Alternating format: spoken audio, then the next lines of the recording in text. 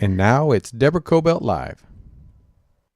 Hi, everybody. Thank you so much for joining me today on Deborah Kobylt Live. And look who we've got on our show today, Suze Yalof Schwartz. Hey, you. How you doing? I'm great. I'm so excited to be on your show, Deborah. I am too. And you are, I think, probably at your Unplug studios here in Los Angeles. Suze is the founder of Unplug, also the founder of the Unplug meditation app, which is fabulous. People, it's reasonable. I like to say that because some of these apps are so expensive and you're paying every month and it's like, oh my God, am I getting anything out of this? It's impossible not to get so much out of this app and realize that you're getting a deal like you won't imagine. I think it's $70 a year. We'll talk about this. And there's a lot on there to help bring some calm and center to our bodies and minds. Also, you're an author. Your second book, A Simple Guide to Meditation for Busy Skeptics, has been published in 9 languages, which is magnificent, and it's doing great. Suze, welcome to our show. Thank you. The book is called Unplug, after the brand, after the sign above here. Yeah. And I'm so excited to be on your show. We have so much to talk about.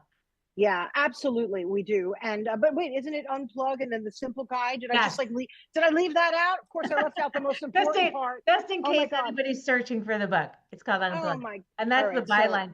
But the goal of the byline was really to show people that basically if they can breathe, they can meditate.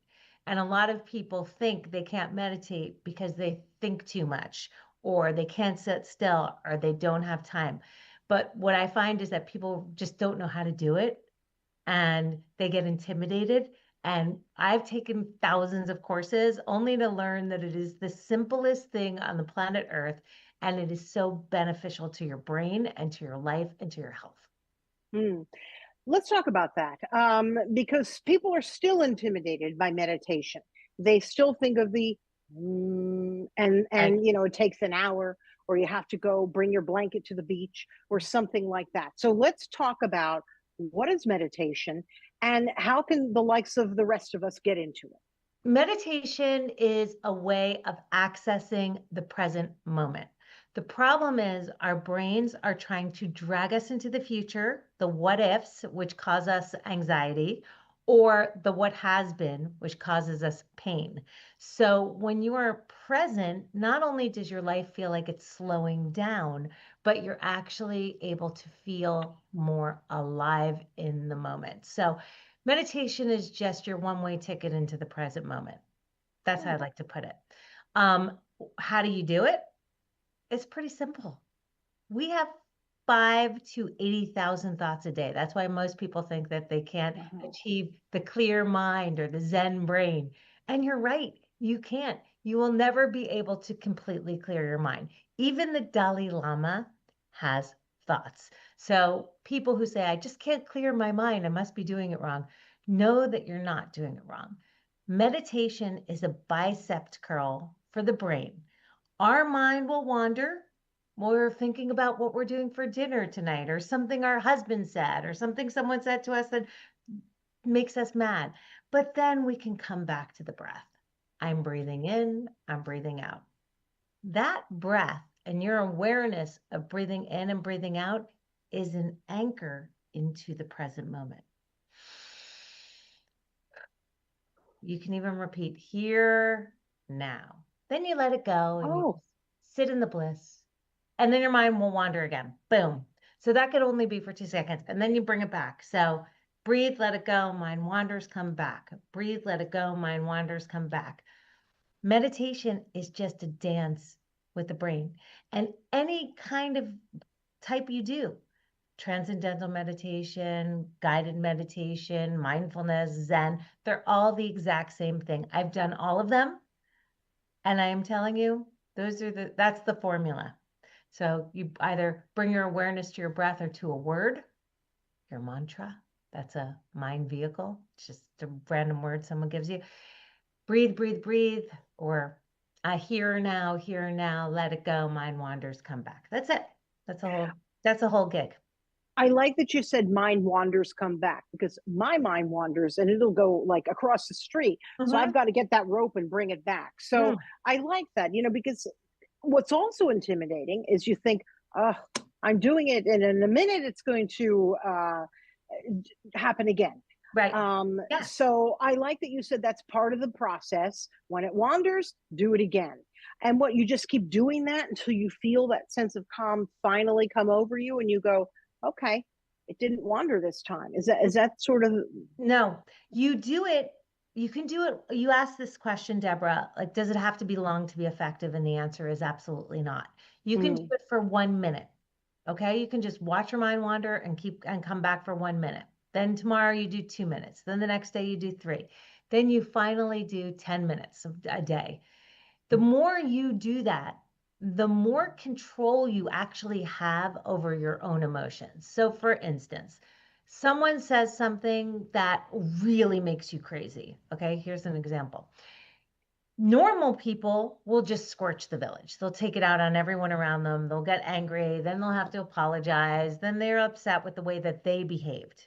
Right. But meditators, instead of getting that trigger and being reactive, they get the trigger, they breathe, they take a pause, and then they're responsive.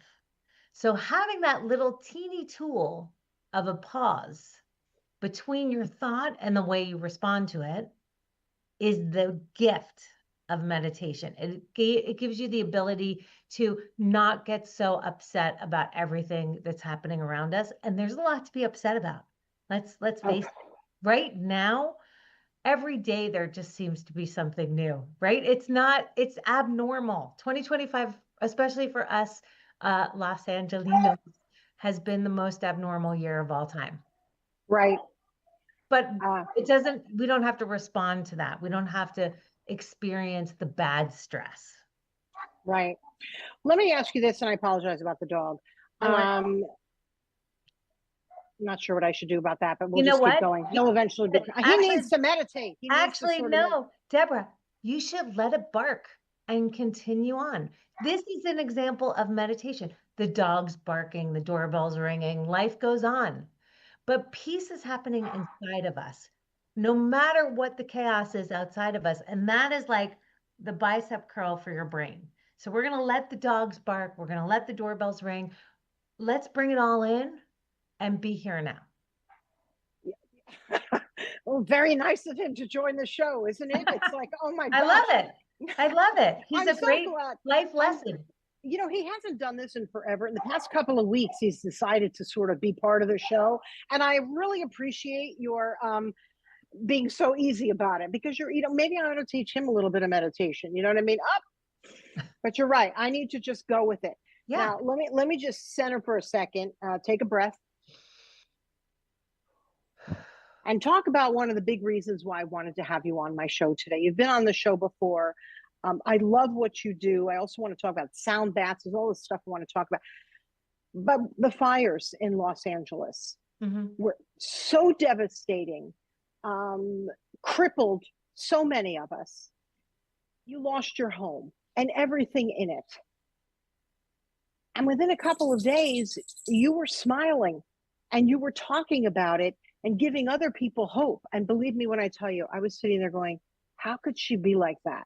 Everyone, I was passing along your post saying, I would like to say this isn't real, but she's for real. Like, she really feels what she's saying. Everything she's talking about is the real deal. How in God's name were you able to process this, losing everything, your kids' artwork, all of it?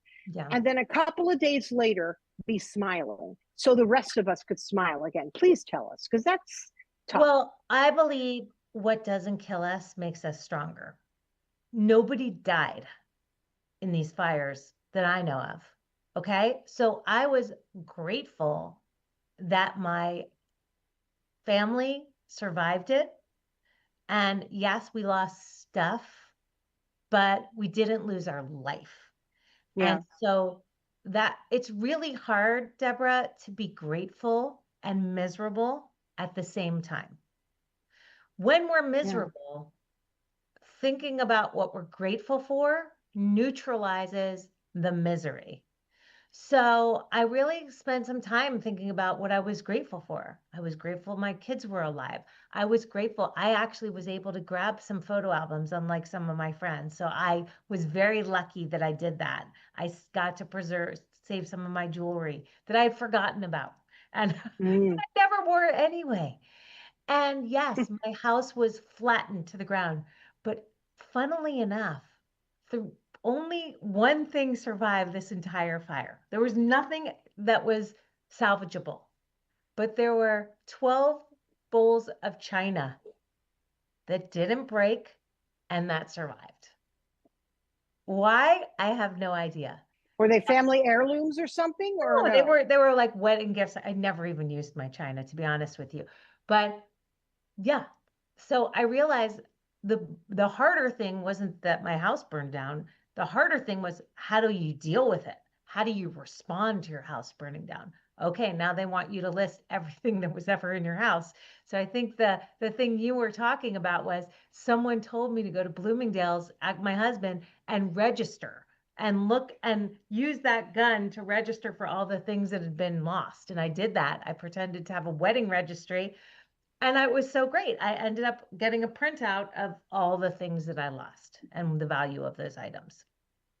So I Wow. wanted to share that with my friends. I'm a camper. I went to camp, so I love to share. I'm someone who likes to share things. So was I happy my house burned down? No. Was it a pain and a hassle? Yes. But did anybody die? No. And as Brian Johnson, not the Brian Johnson who's trying to live forever, but the guy who wrote the book Arete and who runs Heroic, says, obstacles make me stronger. Remember your ohms. Obstacles make me stronger. So yes, so I use that.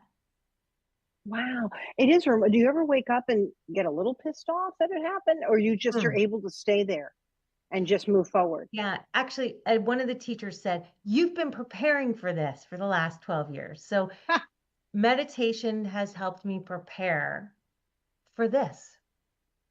oh my gosh. Did I get pissed off?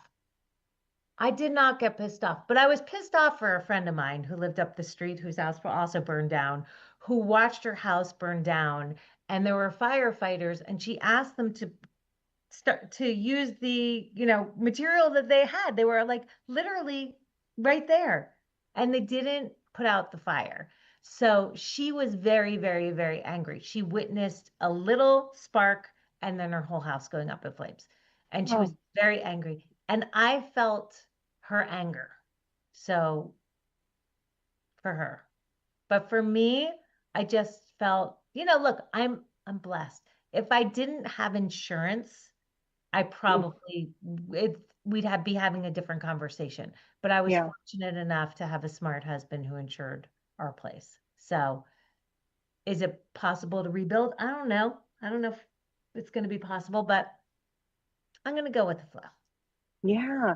Were you always like this? You're born in New Jersey, right? You're from Livingston, New Jersey, right down the street from where I'm from. I love Jersey girls, Yeah. right? And I really do. Like, is this sort of like you just sort of came out of the womb like No, this? no. Oh, I was the opposite of this. I was oh, working in fashion. I was scorching the village constantly. I was thinking everything I was doing, the flat blue thigh-high socks were the most important thing on the planet Earth that I needed to get for an editor. And I would scream at my assistant because she didn't get it. I was like moving faster and breaking things around me. I was impatient, beyond impatient. Um, and I was someone who was a little, I wouldn't say I was ever mean. I was more like reactive because I wanted to do so much and it had to happen. So I was a little bossy. Am I still like that? Yeah. Do I still have these qualities? Yes. But they've been definitely dulled. So I can actually witness them when they're happening in my body and breathe and slow myself down. And that's been the gift. So have I completely changed? I don't think so. But was I ever like I am now where little things don't bother me at all? No. But that comes with time. I've been practicing this, meditation for 12 years. And at this point, you couldn't pay me to miss a day because even when I miss one day, I notice the difference in my body. But how did you get into it? My mother-in-law taught me how to meditate, and because she told me when I was that way that I just described to you that I needed to breathe. And when someone tells you you need to breathe, you want to punch them in the nose. But then she taught me how. She taught me in 3 minutes how to go from completely stressed to totally calm.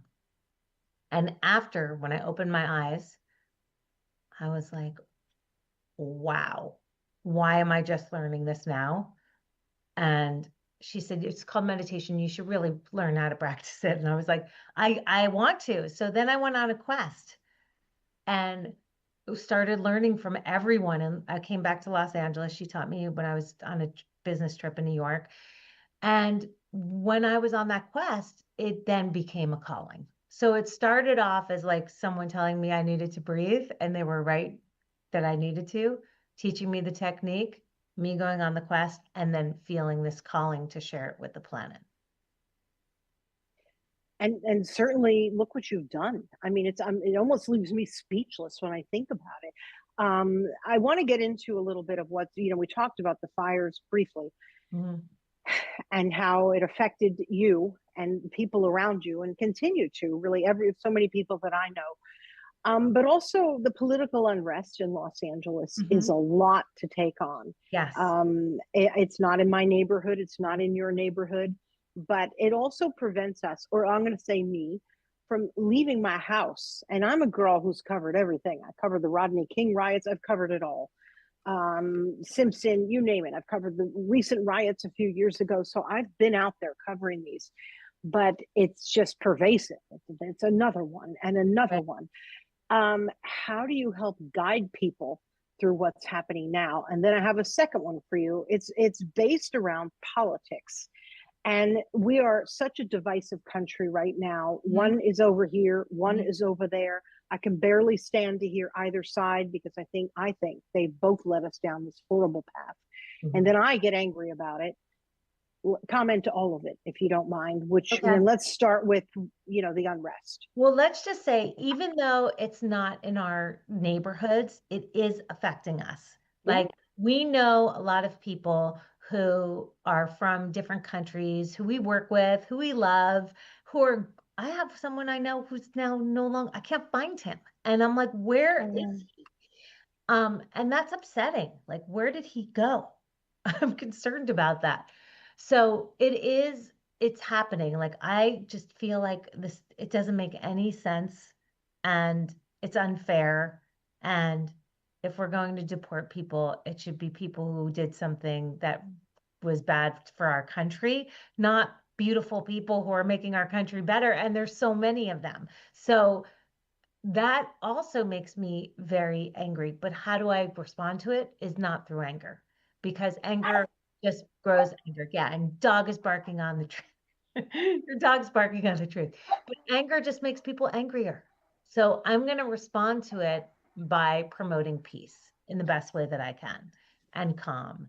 And will that change the world? Yeah, I think it will. I think being peaceful and being calm has a ripple effect, just as being angry and toxic has a ripple effect. So I like to tell people when I lead corporate sessions at Unplug Meditation, we have a whole entire group just devoted to going into corporate sessions and companies. And one thing I always say to people is to raise their hand if someone has ever come into their space, been stressed out, and stressed them out too. Have you ever had that happen to you, Deborah? Yes. Okay. And now raise your hand if you've ever been stressed, walked into a room and stressed out the entire room. Oh, yeah. So this is secondhand stress. And I think this is what's happening right now in this country. I think we're seeing little tiny fires of secondhand anger and stress just growing and growing and growing. And the only thing that can put it out is if we get as many people to be peaceful and calm and positive and loving. So everything, there's a balance to life. There's a balance in your health. There's a balance in the world. We're always striving for balance. but you really can't have one thing without the other. You know what we need? We need a banner, an unplug banner, and put it over all the freeway overpasses. You Yeah. know, take a minute, take a pause, unplug. If only, oh my goodness, if only, my friend's museum was tagged, and look, there's just been so much destruction, and I don't know. It's a very complicated situation, and at this point, it's not even about what's happening, because now people are coming in and they don't even care about the And politics by the of what's way, happening. What? I think it's really important for all American citizens right now to ask themselves, is this true? Is this real? Yeah. Because a lot of stuff you're seeing out there is not true, and it's fake news, and the fake news is only getting better. I mean, I don't know if you've seen the deep fakes now where it really looks like they're real people. And there was a video of the Statue of Liberty being blown up, and that wasn't true. And the problem is knowing what is true and where you're getting your information from. Even the people that you think are respectable, sometimes they don't know what the hell they're talking about. And they're misguided right now. So it's really important to get back to your own truth. What do you believe? Are you championing someone else's cause, or are you in touch with the way that you really feel? Because guess what? Very few people are, and that's another reason why I'm like, I'm the PR director of meditation, but self-proclaimed.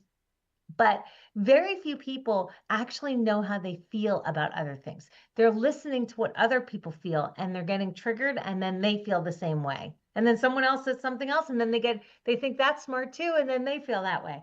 But what they're not doing is they're not listening to themselves, because they're plugged in 24/7. They're looking at their phones, they're looking at the internet, they're picking up the phone. They're never sitting in stillness and silence and allowing themselves to get bored, ever.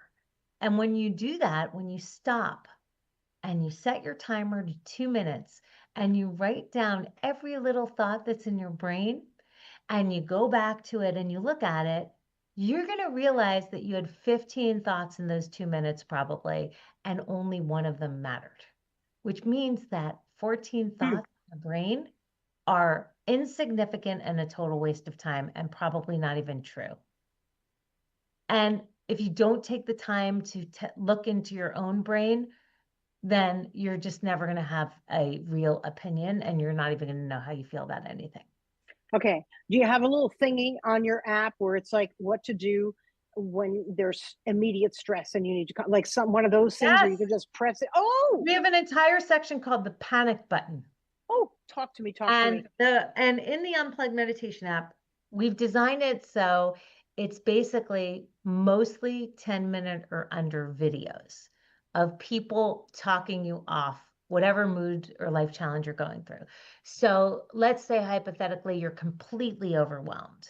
There's a meditation for that by Heather Hayward called When You're Completely Overwhelmed.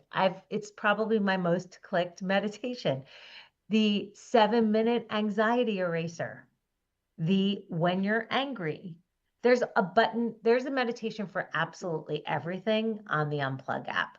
And they're 10 minutes long, and they really help, because sometimes we need a friend, and our friends don't want to listen to us talking about the same thing over and over again. They don't want to have, if they're spending time with us, they want it to be where they feel good afterwards, not where they feel worse afterwards. That is so true. I want to tell you something, because I've been going through some stuff lately, and I'll call, one or two of the same friends and sort of talk about it. And one finally said, Deborah, you've got to talk to a therapist about this. Yeah. So I started talking to a therapist about it. And then I realized I'm doing the same thing. I'm just talking about the same thing, and I'm spinning my wheels. Mm-hmm. So sometimes you're right. Your friends really, they're there to listen, but continuously, no, that's not what they're there for. Sometimes even therapy, and I'm not saying don't go to therapy, but same thing. You might be spinning your wheels, but you can actually control your emotions. You're right. If you go on the app and you just find whatever's going on, and handle it yourself. Am I right? And when you Yes. talked about that, when you take control of those emotions, I think that's when the real work happens. Am I right about that? 100%. And what I love so much about the app too is there's so many questions that they ask inside of the meditations to help you discover how you feel about certain things. Like it's so important for people to get a backbone back into their bodies because right now we don't have it because we're so stimulated by everybody else and listening to everybody else. Like it's time to listen to yourself. Yeah. And by the Yeah. way, your friends don't want to hear it. And it's just like our studio. People don't come to Unplug to feel worse. They come to Unplug to feel 10 times better after they finish their class, after they use the app, after they come in contact with us. But friendship is the same thing. You might not realize, like, people don't want to hang out with people who bring them down. Yeah. Want to hang out with people who bring them up and elevate their lives, not complain and whine. So, how do you stop complaining and whining? You start listening to yourself. What am I complaining and whining about? Why do I actually care about that? How can I optimize myself so that I responded differently? Or maybe this person is not someone I want to hang out with anymore. Yeah, This it's true. is someone I want to hang out with. I don't know. I don't know who you are, but ask yourself these questions and discover it. Yeah, we talked about, what's going on politically. And I know in my own family, perhaps somebody in the family feels differently than I do about what's going on. Okay. And then it makes me so angry. Even seeing them walk through the door, I'll be like, how could you think this is okay? Mhm. And I'm thinking, okay, this is no way to be handling a Mhm. situation. You know what I mean? What do you do in a case like that? Where's my category on the app? And what do you do? Do I run into a room and give myself 3 minutes? Right. Do I envision going like this to the person to change their mind? I mean, what do you do? How do Okay. you come? So There's a I lot feel, of people going through this, Suze. I'm yes, telling you, they're I calling me feel your going, pain. I mean, in yeah, my own family, there are different political opinions. And in my extended family, it gets even stronger. And then yeah, they don't understand why this person's this way and this person does. And I've decided, just like I deal with my husband and myself during Thanksgiving, to just not care anymore. Let them. Oh, Mel Robbins' new book. Do you know that book? Let oh, them. hello, yeah. Everybody, if you don't know that book, then I don't know what's happening. Then you're Well, clearly, yeah. Go Mel ahead. Robbins, some people might not know, wrote a book called Let Them because she was getting so upset about every little thing. And then her husband said, Let them have that. Let them have that opinion. And it is so freeing when you just let them. So that's like one tool that I think is incredible to use. And the other tool is to visualize them as a baby. They were Oh, probably really cute when they were babies. They were probably really sweet when they were babies. What were their essence like when they were babies? And what did it take for them to go from that sweet, cute little baby to where they are right now? This is a technique used by a very famous meditator called Bob Thurman. He's also Uma Thurman's father. Um, and he talks about this technique where you visualize them as babies, and that automatically helps you re-like them. So when you stop liking someone that you actually need to like, visualizing them as a cute little sweet baby and trying to figure out the essence of them will help you get there faster. that's actually sort of funny because as I was thinking about certain people, I'm thinking, I, I can't imagine them as a baby. Have you ever looked at somebody in the news or whatever, and you kind of look at them and go, "Were you ever even a kid? Like, did you even ever have a picture in the yearbook?"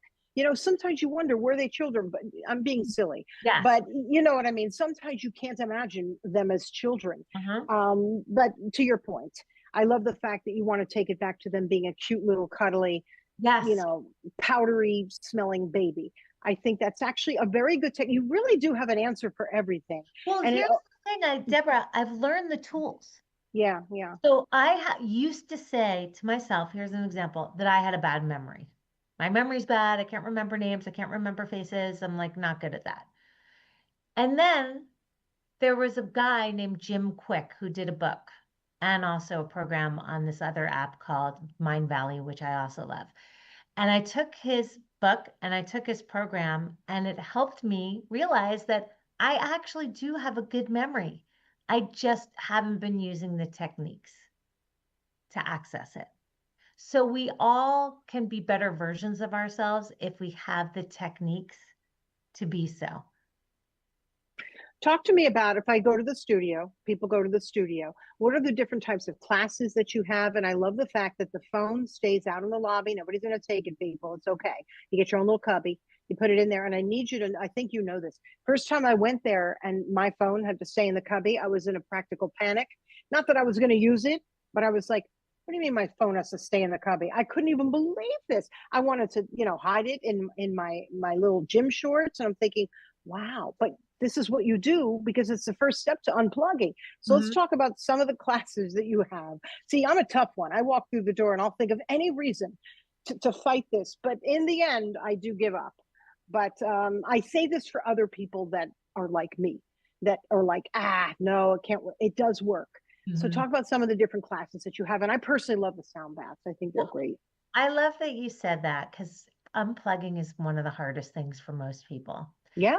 But even if they hated the class, being away from their cell phone for 45 minutes proves to always be beneficial. Yeah. Because we are plugged in and it's really bad for our brains. We have Google Brain and we're getting too comfortable. And That's as awesome. Good Stress calls it, chronic ease. We're chronically trying to ease ourselves. I call it chronically comfortable. We don't want that. We want to be a little uncomfortable. And that is where the growth starts to happen. So the classes that are at the studio right now are, we have sound baths. Sound baths, you don't have to wear a swimsuit. You just basically go into the class and someone at the front of the class is playing bowls. And we know that the bowls help to align all the organs in your body. Sound has a medicinal effect on the body. That's why they're using it right now with DNA, and you're going to see a lot of the science of sound, and it's a real thing to separate your DNA and to bring everything into alignment. So it feels like the vibrations of the sound, especially if you drink more water, will feel like a wave in your body. So you feel being massaged without being touched, and it's very relaxing and calming. And you walk out there blissed out, like, you just are. It's an easy way to, like we said before, anchor yourself in the present moment by listening to the sound, just being. And then when your mind wanders, you have to come back to the sound because it's all around you and you feel it. There's breath work, which is this technique taught by this very famous practitioner called David Elliott. Most of our teachers have been trained by David, where you breathe in a way where you're like, oh, it's very intense, loud music. People are screaming and they're crying and they're cracking themselves open. And it is different than anything. It's like going to Burning Man. It's different than anything that you'll ever try, but you walk out feeling like you've been like exhausted, cracked open, and you're releasing trauma and anything that you feel is stuck in your body that you're holding on to that you didn't even realize you were holding on to. So that's called breath work. And you see, many people know this guy named Wim Hof. It's similar to the Wim Hof method, where you go into an ice bath and you're like, so you're bringing your awareness to that instead of the ice that's covering your body. So this is a way to deal with all of the stressors around you. And then there's guided meditation. Sometimes it's led by hypnotherapists. Sometimes it's led by people who've done the Unplug Meditation Teacher Training Program. And this is really just a way to constantly inspire you to be the best version of yourself and to help you get your brain back into your body instead of your brain wandering off all over the place. It aligns you, it grounds you, it calms you, and you walk away feeling more centered and having an aha moment where it's almost like you get time to get to know yourself. And then, I don't know if you know this, Deborah, but because Aloe in the Pacific Palisades closed, two of the top teachers from there are now teaching yoga in our studio in the mornings. So we've got Matthew Reyes and Tom Morley, who are kind of teaching yoga at Unplug, and that's been very popular. Hard to get into, but the evening classes and the morning classes are kind of hard to get into, but the 1 o'clock sound bath is like easy to get into. And you have all this and more, of course, on the app because there's, it's accessible all day. at night, and anytime you want, you just go on. I really want to push that. I mean, you didn't ask me to do this. I want to do it for people who are out there, and it could be 2 in the morning and they're panicking over something, and I just feel like that is something. It's a great tool to have, and to use, and to bring us back to center. I really, really feel this is the time we have to.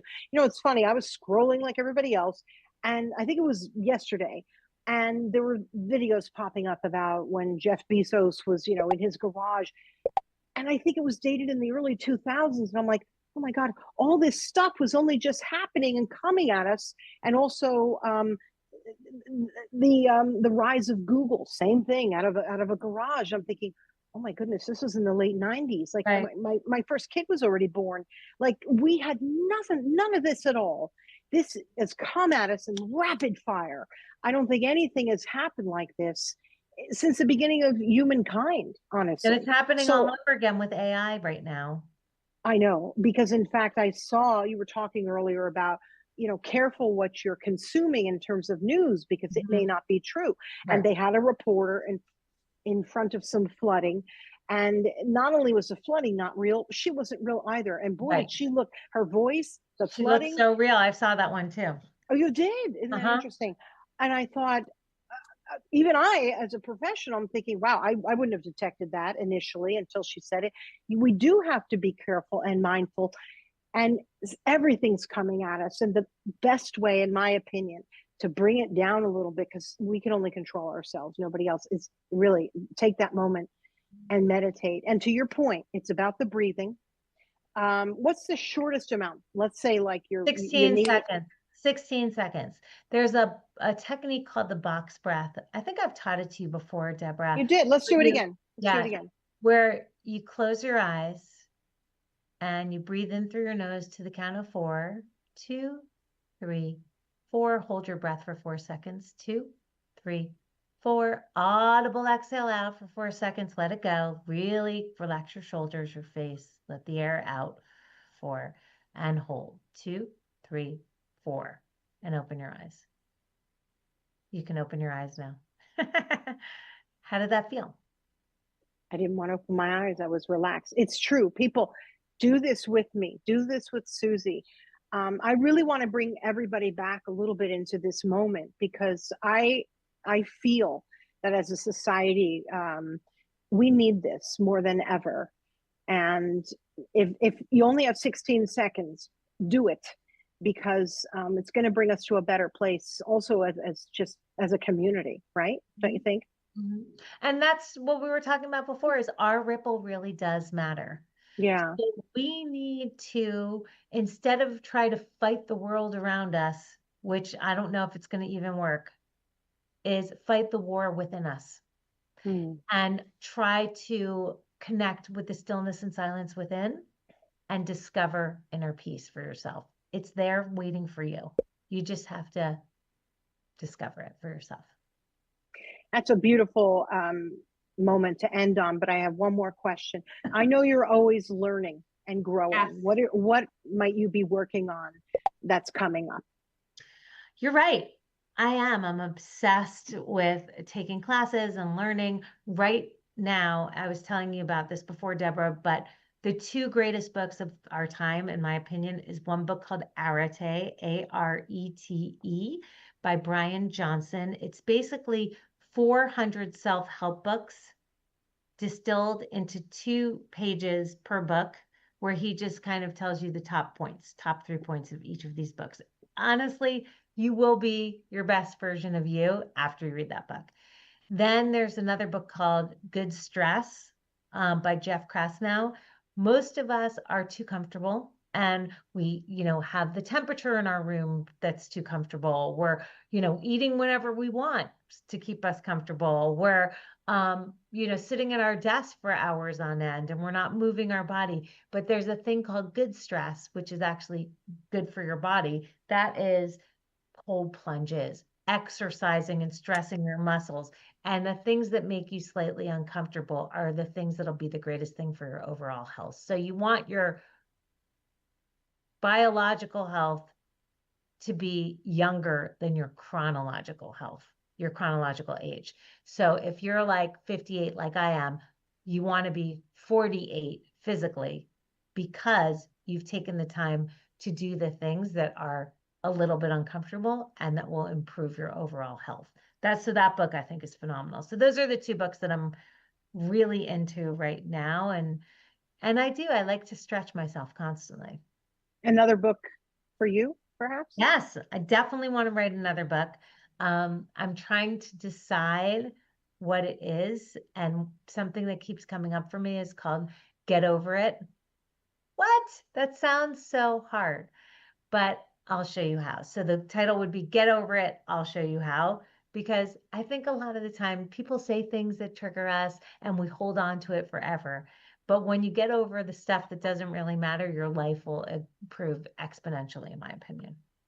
Wonderful. Suze, thank you so much for joining us. I really appreciate it. And I hope people do download the app. I hope that if they're in the area, go to the Unplug Meditation Studio. It's right there on Wilshire Boulevard for those LA people, just west of the 405. Easy to access, very close to the freeway. Worth a visit. It's really worth a visit. I do want to add one last thing, and that is that, if you're looking to learn how to meditate and get into it and literally transform your life, we do have a teacher training program that is not for teachers only. It's for people who want to really learn how to meditate and do it every single day and fall in love with the practice. So I would love to invite you all to join me on my quest of teaching people how to share it with others and get into it themselves. What's the time commitment for that? You've mentioned that to me before, and I realize I would love for you to do it. I think you would love it. I'm going to there. I just made the commitment publicly, but what is the time commitment? So I make sure I'm here to do it and say, you don't I'm need to going be to do here to do it. You could be, Oh. as David G., who's the lead teacher on it, he's incredible, says you could be on the toilet and do it. It's 6 weeks online, 100%. So the last week, you are live with us on Zoom, and you're in breakout rooms and you're, learning, you get out of your comfort zone, you meet incredible people, you teach people gratitude practices and all the things that you want to learn yourself, because we believe the best way to learn something is to learn how to teach it, because then you lock it in for yourself. So by the end, you're a confident meditator knowing exactly what works best for you with all the tools to change your life. And anyone can do that too. So that's what I mean. Like this is sort of a no excuses place right now. We can do that. And I'm going to do that. I just, is it 6 straight weeks? If you're away, it's 6 straight weeks, but you can be away for the first 5 and do it at your own pace. And the 6th week, you have to really be present with us, because we're together in the room so that we can help you become great. And get into it. That's like the magic week, the 6th week. The first 5 weeks, you're learning every different style and technique of meditation, like I did, all the tools that I've learned along the way. And then the last week, you're learning how to actually practice them for yourself and lead them for others around you. Thank you for that. And they can sign up how? Just go on the website? Go on unplug.com and you'll see everything, the app, the studio, the teacher training, and the corporate program. It's all there. Okay. Thank you so much, Suze Yalof Schwartz. I appreciate that. And I'm going to take you up on it. And if I don't, would you text me in a week or two and go, hey, you said you're going to do it. So there you go. Not that that's your place to do that, but I'm asking if you don't hear from me. I will. I'll hold you accountable. I love that. There you go. I love being the accountability buddy. Yeah, no, that's actually great. I appreciate that. And thank you for joining us. Thank you for sharing about all you've been through and how you've come out the other side and what's helped you. You live it every day.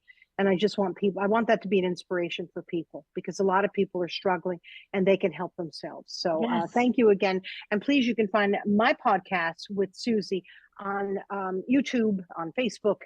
We then cut up lots of little promos. We'll put it on our Instagram throughout the coming weeks and even months. And then as an audio version, we're on the iHeartRadio app, Spotify, just about anywhere you get your podcasts. Put us in, Deborah Kobylt Live, and you'll find my interview with Suze. So thank you all for joining us. Please look up the Unplug Meditation app, go to Unplug, and connect with Suze. Check out also that course that she's offering as well. I Grateful that you all joined us today, and we'll see you next time. Bye-bye. Thank you.